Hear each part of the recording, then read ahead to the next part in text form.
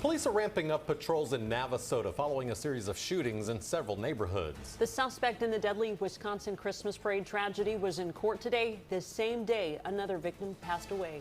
The White House is announcing new steps to try and help bring down the price of gasoline. Hear more about the man who has pledged a $20 million donation to Texas A&M. We'll preview another place where you can help during next week's Food for Families food drive. And it is a messy start to our Thanksgiving Day. Rain and storms expected before a 50-degree weather chill blows back into the Brazos Valley. Local, trusted. This is News 3 at 10 on KBTX. We begin tonight with concerns about crime. In the last 2 days, the Navasota Police Department has responded to multiple calls of shots that are being fired. No one was hurt in these shootings, but officials believe they are all related to a homicide that took place last week. News 3's Donnie Tugwell spoke with the Navasota Police Chief as the department works to solve these cases. Several communities in Navasota are on edge tonight. While no one will speak on camera, residents say recent shootings have them concerned. I know that there is some public concern about these shots fired. We take that very seriously. We want the public to be safe. In the last 2 days, 4 calls of shots fired have taken place in 3 separate neighborhoods, all within 2 miles of each other. Navasota Police Chief Sean Myatt believes these shootings are connected to a homicide that took place on Foster Street last Thursday. We received a call of a disturbance, possible shots fired. Officers arrived, which is just right down from the station right here.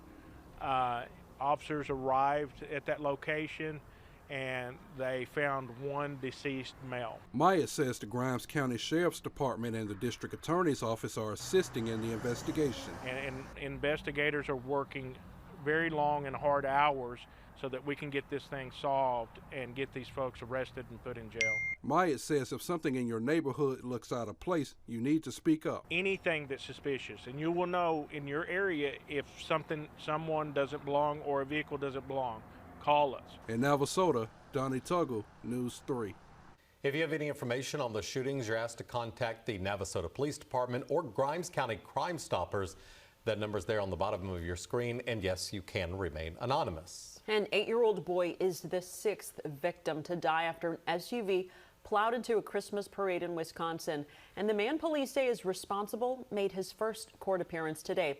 A criminal complaint that includes statements from police officers says the 39-year-old's vehicle appeared to intentionally move side to side to strike and hurt as many people as possible. Along with those killed, more than 60 others were injured. The driver now faces 6 counts of intentional homicide and more charges are pending. His bond has been set at $5 million. Tonight, the city of Brunswick, Georgia is anxiously awaiting a jury's verdict in the Ahmaud Arbery murder trial. During closing arguments, a prosecutor told the jury that even though Travis McMichael shot and killed Arbery, Gregory McMichael and William Bryan are just as guilty of murder.